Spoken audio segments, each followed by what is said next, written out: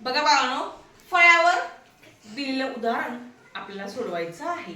या प्रकारची उदाहरणं नवोदय, स्कॉलरशिप किंवा इतर स्पर्धा परीक्षेमध्ये विचारली जातात.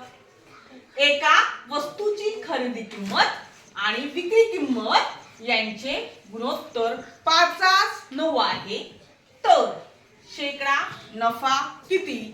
दिलेल्या 4 पर्यायांपैकी आपल्याला योग्य पर्याय निवडायचा आहे आणि उत्तर सोडवायचं आहे.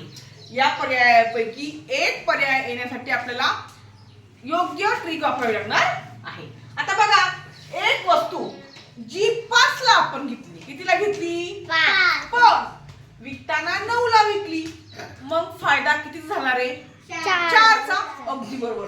5 ला घेतलेली वस्तू आपण कितीला विकली? 9 ला विकली, मग फायदा झाला 4 चा.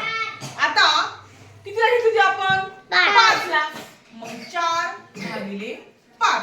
आता आपल्याला काय विचारलंय? शेकडा नफा. काय विचारलंय? शेकडा नफा. मग गुणिले 100 करायचं, कारण शेकडा नफा विचारलंय ना, म्हणून. आता आपण याला भाग देऊया. 5 × 5, 5 × 10, शून्याला 0. आता 4 गुणिले 20, 20 चोक 80, म्हणजे 80 उत्तर आलेलं आहे. म्हणजे शेकडा नफा हा 80% होणार आहे. मग पर्याय 80% हा पर्याय क्रमांक आहे का? पर्याय क्रमांक 3. म्हणजे शेकडा नफा हा 80% झालेला आहे. समजलं तुम्हाला? हो.